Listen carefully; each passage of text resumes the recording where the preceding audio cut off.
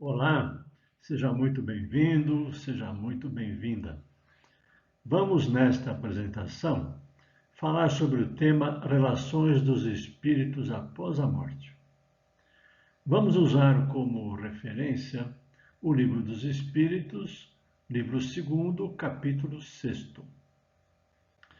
Para não ficar muito extenso, dividimos esta apresentação em duas partes. Esta é a primeira parte. Meu nome é Marcos Gonçalves, faço parte da equipe do NABEM, dos cursos doutrinários, e será um prazer ter você conosco. Vamos começar o nosso tema lembrando que as questões sobre o que nos acontece após a morte é uma questão que há muito tempo empolga a humanidade. Quantas vezes, há quantos milênios, não é? Desde os cidadãos simples, como os da alta sociedade, os intelectuais, né? Sempre houve esse questionamento. Como será do lado de lá? O que acontece conosco após a morte? Como seriam as relações entre os espíritos após a morte? Será que eles convivem normalmente? Eles se encontram, eles se reúnem? Há uma hierarquia entre eles? Existem privilégios? E muitas vezes a questão era encerrada dizendo que, como nunca ninguém voltou de lá para falar, não há o que se discutir. Mas na realidade isso não é uma verdade.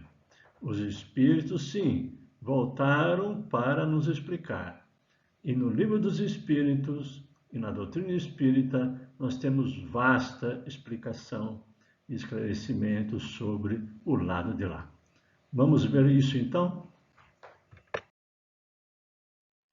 Bom, Kardec inicia o seu questionamento sobre esse tema na questão 274, onde ele pergunta: as diferentes ordens de espíritos estabelecem entre eles uma hierarquia de poderes?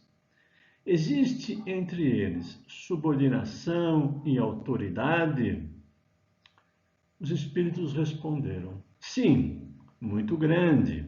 Os espíritos têm uns para com os outros uma autoridade relativa à sua superioridade, que exercem por uma ascendência moral irresistível.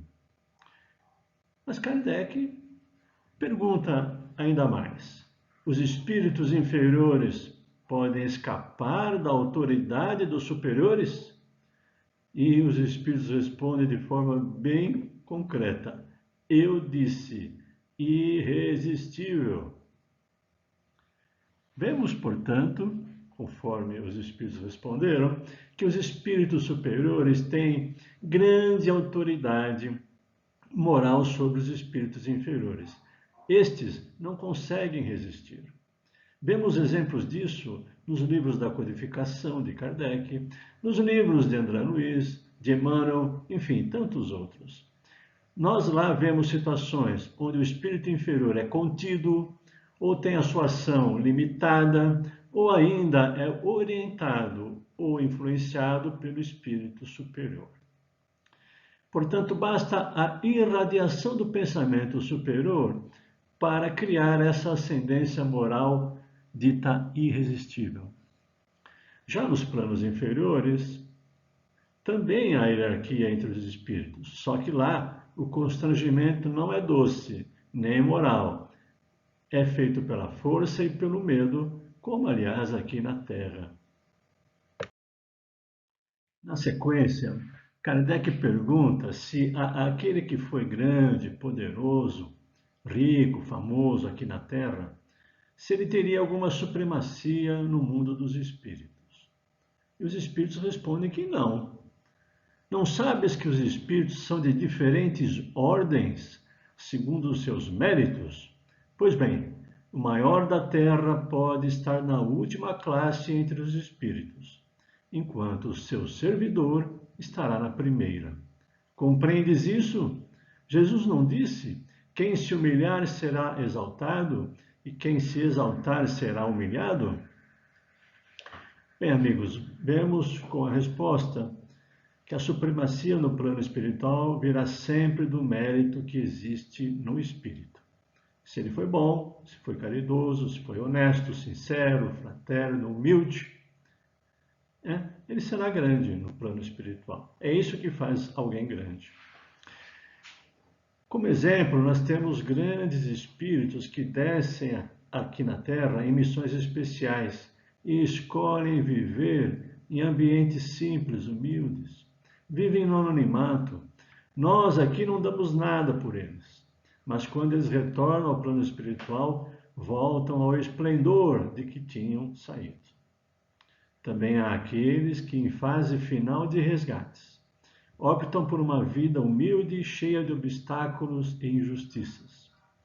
Fortes e maduros espiritualmente, vivem as últimas expiações na Terra. Quando retornam, são vistos como vencedores de si mesmos e merecem lugar de destaque entre os espíritos felizes. Na sequência, Kardec pergunta se aquele que foi grande na Terra e após a morte se encontra inferior entre os espíritos, se ele sentiria humilhação. Os espíritos respondem que sim, quase sempre uma humilhação muito grande, sobretudo se era orgulhoso e invejoso. Então vejamos, aqueles grandes aqui na Terra, mas que são orgulhosos, indiferentes, invejosos, naturalmente, se continuarem nesse caminho, vão sofrer uma humilhação após a morte, vão se sentir humilhados por não serem mais reconhecidos como importantes e especiais no mundo espiritual. Sugiro vocês lerem no livro Céu e Inferno, de Kardec, na segunda parte. Kardec entrevista uma série de espíritos, entre sofredores e felizes também. E lá nós vamos ver casos de espíritos que foram grandes na Terra e amargam grande sofrimento no plano espiritual. E outros que foram grandes na Terra, mas que pela sua bondade e suas qualidades morais foram imediatamente transferidos para o convívio de espíritos felizes. Então, isso que importa, nossas qualidades, nossas virtudes. Bem, você pode estar se perguntando o que seriam essas ordens de espíritos que temos comentado aqui na apresentação. Bom, Kardec, ele classificou os espíritos em três grandes grupos, três grandes ordens. A primeira, os espíritos puros, ou aqueles que já chegaram à perfeição. A segunda ordem, dos bons espíritos, que são aqueles que chegaram no meio da escala, sendo que o desejo do bem é a grande preocupação deles.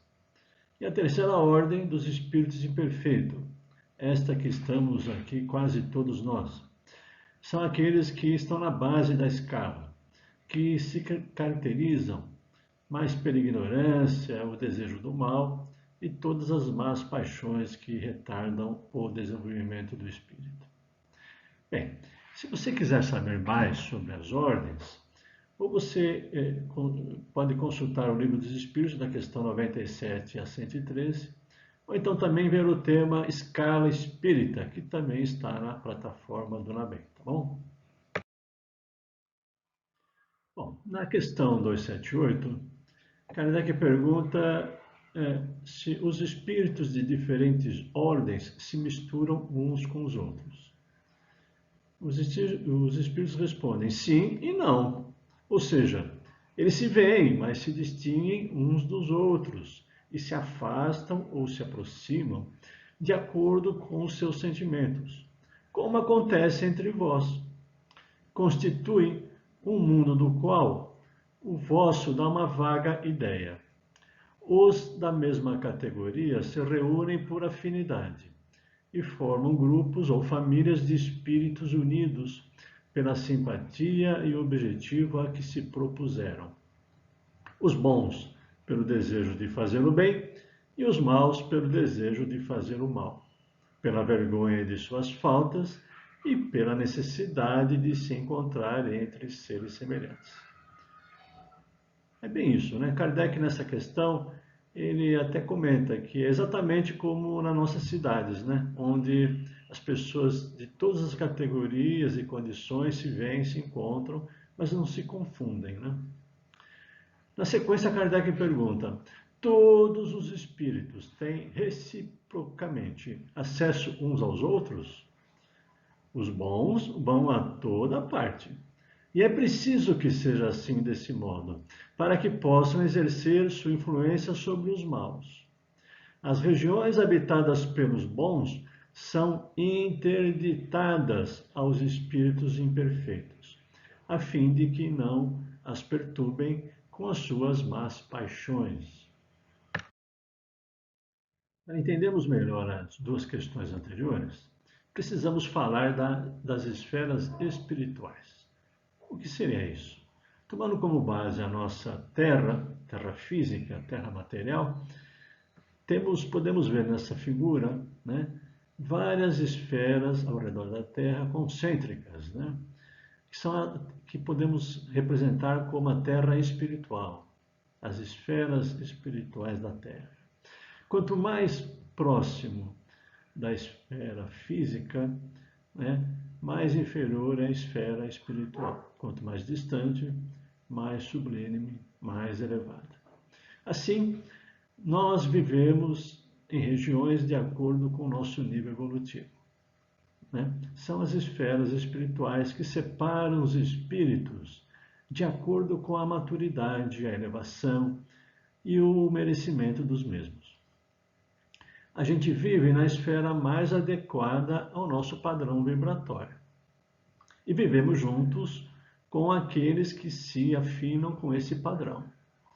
Os iguais sempre se procuram. Os espíritos de esfera superior podem descer e visitar uma esfera inferior. Os perfeitos podem ir a todos os lugares. Os espíritos inferiores ficam presos à esfera que habitam, eles não conseguem subir. Mas não ficam sempre limitados a uma esfera. Evoluindo, podem habitar uma esfera mais elevada. E também podem visitar uma esfera superior quando haja um merecimento de nossa parte, ou sejam convidados. Ok? Estamos chegando ao término da primeira parte. Eu quero concluir dizendo que é muito natural que todos nós que vivemos aqui na Terra desejemos, ao desencarnar, um bom lugar, conquistar um lugar melhor na vida espiritual. Então, para isso, é importante que procuremos viver, realizando o nosso melhor, sem a ilusão de nos acharmos grandes e importantes. Tenhamos sempre em mente as diretrizes divinas de amor e caridade. Quanto mais aqui seguirmos estas diretrizes, mais seremos elevados no céu, mais conquistaremos um lugar melhor no lado de lá. Bem, era isso. Espero que você tenha gostado. Recomendo consultar a bibliografia ao final da apresentação. Convido você a fazer a autoavaliação disponível aqui na plataforma e também a assistir à segunda parte da nossa apresentação. Desejo um excelente dia para você.